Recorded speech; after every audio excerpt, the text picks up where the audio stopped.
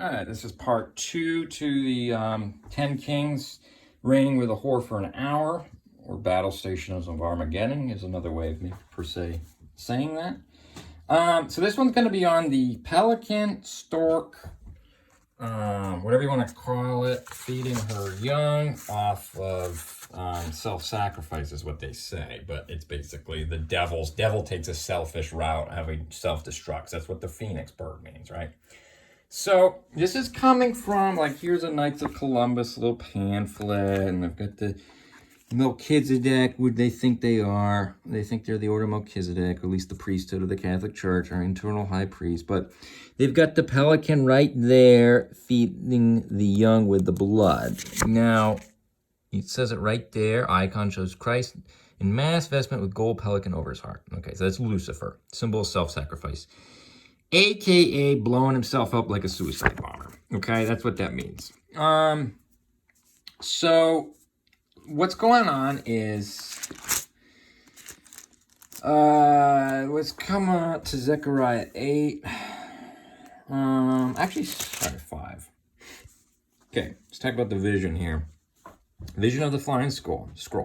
Then I turned and raised my eyes and saw there a flying scroll, and he said to me, "What do you see?" So I answered, "I see a flying scroll. Its length 20 cubits, and its width 10 cubits." That's the floor plan of the sanctuary in the wilderness. Okay, that's this. Just this compartment. So this is 10, or sorry, this is 10 cubits, the most holy. This is 20 by 10. Okay. All right, what do you see? A flying scroll, okay, with those dimensions. This is the curse. Now remember, they have the fake sanctuary. That's why. So basically, every perjurer is expelled and everyone who steals. Okay, so they're stealing the gospel, the sanctuary, with the sign of the gull. Okay, that's a dirty bird, unclean bird, right? Talk about the curse. Then I saw an angel with me lift up your eyes and see. And I said, "What is it?" And he says, "A basket." All right, and resemblance goes forth from the earth. Lifted up the basket, the woman sitting in it. He says, "This is wickedness." So that's the whore Babylon, the woman, right? He thrust her down in the basket and threw lead cover over its mouth. Then I raised my eyes and looked. Lead in alchemy. Think about that. I looked, and there were 2 women coming with the wind of their wings, for they had wings like the wing of a stork. What do you think that is? Pelican or a stork? Basically the same thing, right? Dirty bird either way. And they lifted up the basket between earth and heaven. Okay. What's that talking about? Well, the Most High is up above the glass firmament, or the crystalline firmament. They're putting themselves between heaven and earth as the intermediary, as their false order of Melchizedek. That's obviously why they have you confess the priest, right? And that's why they have you tithe and everything, because they say that the tithe's been done away with. But anyway, they steal money. That's no mystery to anybody who has a brain. So then they it says the angel carried the woman. Where are they carrying her, the basket? He says, to build a house for in the land of Shinar. That's another word for Babylon, right? If you just look it up, that is Babylon. Okay.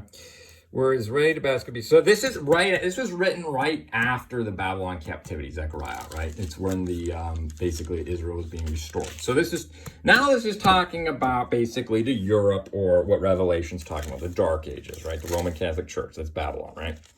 So, again, the 10 toes, we talked about that earlier. Okay, that's the 10 standards, or the 10, or 9 or 10 lost tribes, depending on how you count them. But anyway, 10 stones or 9 stones on Lucifer's breastplate is missing the 3rd row. That's man, okay?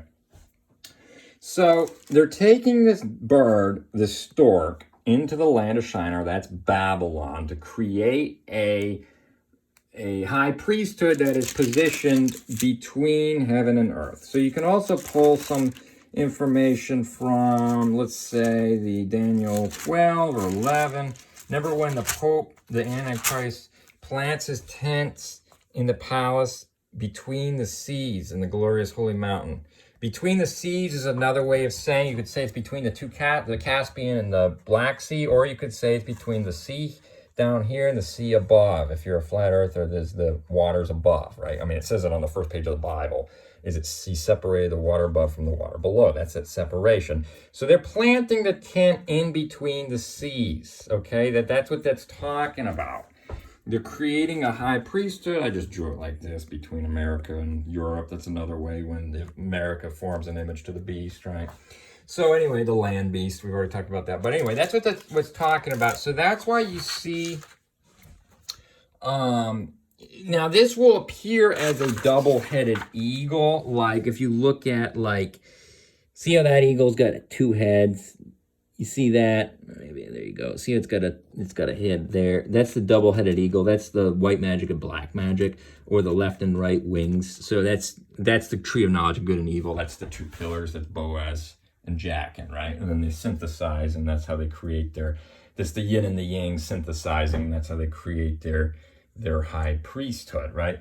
So, or that's how they climb the sanctuary. They climb over it, right? And Jesus says, whoever climbs over the fence is a thief and a robber. So that's what they're doing. Okay, so, but anyway, yeah, so going back to this a little bit is we have, where did I put it? This one.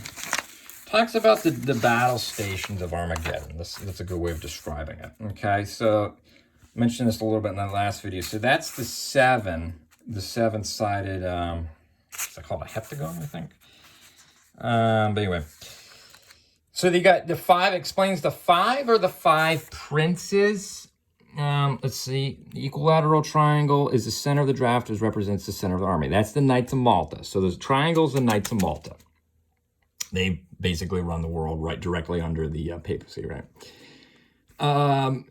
And then who have been admitting to the mysteries, and then they're joined by the Knights of Black and White Eagle. That's kind of what I just mentioned, the 2-headed bird, right? So that's that abomination. That's their trinity, if you will. The corpse, that could be military, C-O-R-P-S. It's spelled the same way. It could be a dead body, who knows, but like a military corpse. The corpse in the Pentagon is commanded by 5 princes who are to take command jointly by rotation according to their degrees and receive their orders immediately from the Grand Master. Okay, so basically, I'm going to go back. A prince is a king, right, who hasn't been crowned yet. So another way of saying it, remember it says the 7 heads, right? It says 5 have fallen. Oh, where is that? There are 7 kings, 5 have fallen, 1 is, the other's not come. So basically, this is another way of describing forming an image to the beast. So these are the 5 have fallen. 1 is, that could be Malta, or the 7, because that's the 7 horns. And then basically, it's going this way to the 10, just like it went this way. Like you see how there's 4, 1, 2, 3, 4. So basically triangle, pentagram, heptagon, nonagon. So that's this, and this. You see that? And then they form the 10 toes. That's why it's going, it's making this idea going here, the 10 horns, and then they're going to turn the horn, hate her. When they figure this, that they've been duped. That's why they implode and turn on each other, right? So that's what this is talking about. And I talked about this in my last video. So I'm assuming that's the 5 have fallen, 1 is... And then you get the 7th. The 1 is come when he comes to continue for a short time. And then the 10 horns are 9, depending if you want to count the pontifex, rule with the kings, because it says, where's my page? When it talks about the tents. Okay, Masonic, then it's not Notagon. That's the 9-sided divisions of the Masonic Harmony. They're going to rule, supposedly. But yeah, so that's where that's coming from. So I know it's a lot, but anyway. And then they make everything initialize it. They make things so complicated so people don't figure it out. But I mean, like I said, if you got half a brain, if you're looking at the big picture, it's pretty obvious what's going on. So they've got the 7 days of the week, and what they're doing is, again, Malta is basically they're going Rhodes.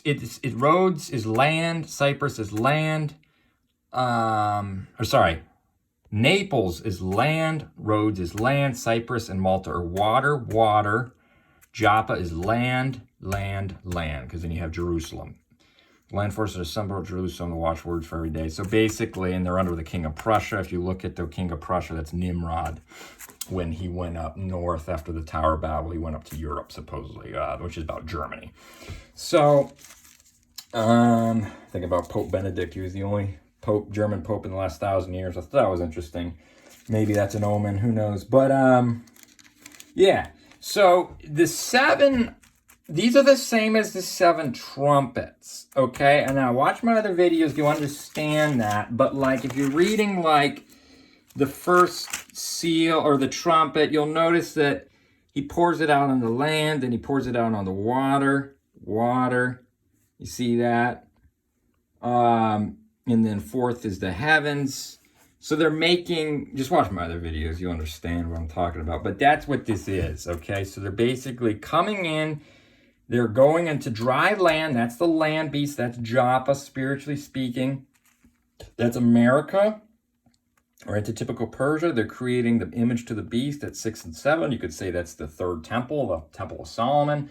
Or you could just say when the 2 pillars of the land, the 2 horns of the land beast unite, they create the image or the obelisk, and they're issuing the mark of the beast. Okay, you see how that works? So that should be it for this video, but like I said, I'll have to do more on these pups.